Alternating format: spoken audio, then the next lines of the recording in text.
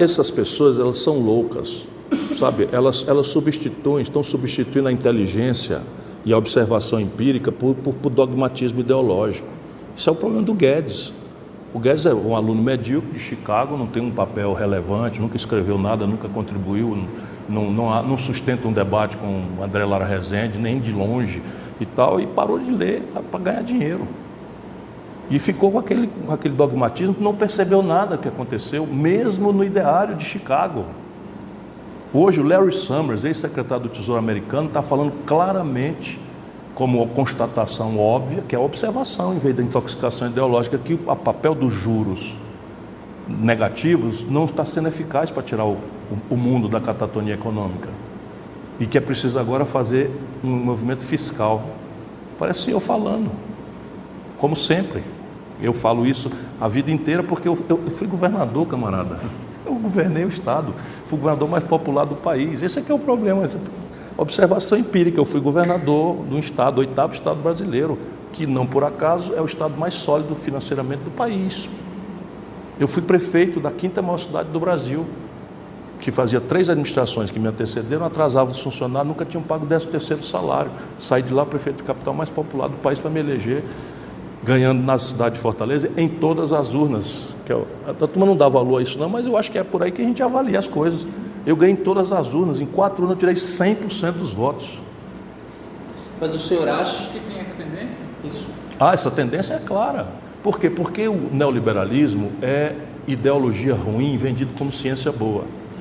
E a observação empírica não se sustenta porque tem determinadas flagrâncias. Por exemplo, a personalidade do capital e o seu custo é uma variável global?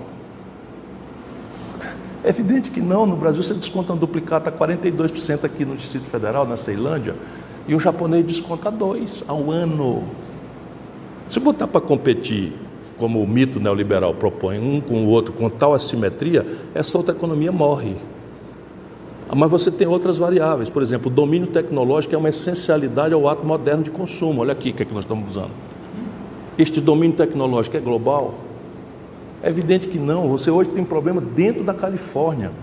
Você é um trabalhador do Google, não tem mais horário de trabalho, não tem mais remuneração fixa, não tem mais não sei o que e tal, e ele é pago para ficar deitado numa rede para ter um insight. Aí ele desce e vai comer um sanduíche que vai ser servido por um migrante mexicano ilegal, que não ganha nenhum salário mínimo. Imagina isso internacionalmente. E depois a escala. A China é só, vamos dizer, o componente explosivo, mas todo o vanguardismo hoje, o capitalismo, está pensado isso. O capitalismo tende ao oligopólio.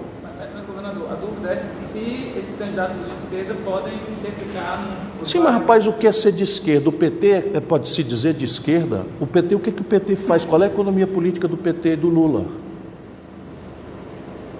Qual é a diferença da economia política do Lula para do Macri, para do Pinheira? Qual é a diferença? Da economia política que eu estou falando. Que ali tem um componente, qual seja, puro consenso de Washington, políticas sociais compensatórias para humanizar o caminho.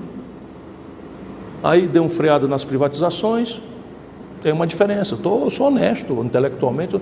Não, deu uma freada nas privatizações, ok, não é? Fez uma imensa inversão em direção aos pobres, com políticas sociais compensatórias de massa, e isso tirou a fome do lado das brasileiras, isso não é pouco, mas isso aqui tudo é neoliberalismo. Você não tem um projeto de país. A carga tributária brasileira onera os pobres. Depois de 14 anos de dito esquerda, aí que você sabe quem é que é de esquerda e quem não é. O Chile chegou a esse colapso todo porque é absolutamente impraticável a modelagem. E a modelagem ancestralmente é assim: o Chile depende, como o Brasil está indo de novo para depender, excessivamente de commodities. E no caso do Chile, com um portfólio de commodities muito restrito, que é basicamente o cobre, fruta e pesca. Então, isto daqui não paga eletroeletrônica, não paga química fina, não paga bem de capital, e as populações mundiais todas aspiram a um padrão de consumo moderno. Então, o que é que o Brasil está fazendo? Com o Lula, com o PT, com o Fernando Henrique, com todo mundo. Está destruindo a indústria na ilusão de que nós vamos pagar o nosso modo moderno de vida com commodities. E qual é a característica das commodities? Na história da humanidade, sem faltar nenhum. Só não quer ver quem é burro ou cego, ou mau caráter. né? As commodities, elas oscilam de preço. Então, só para você ter uma ideia, o Lula pagou essa farra de consumo vendendo petróleo a $110, minério de ferro a $190. Quando a Dilma é derrubada, o minério de ferro estava sendo vendido a 38 e o petróleo a 30. E aí você tem, qual que é o problema da Venezuela? Monocultura do petróleo. Agora, por que a tensão na Venezuela desacelerou? Porque o petróleo está em alta e aí desacelera a crise na Venezuela. Sabe quanto é que custa um litro de gasolina na Venezuela?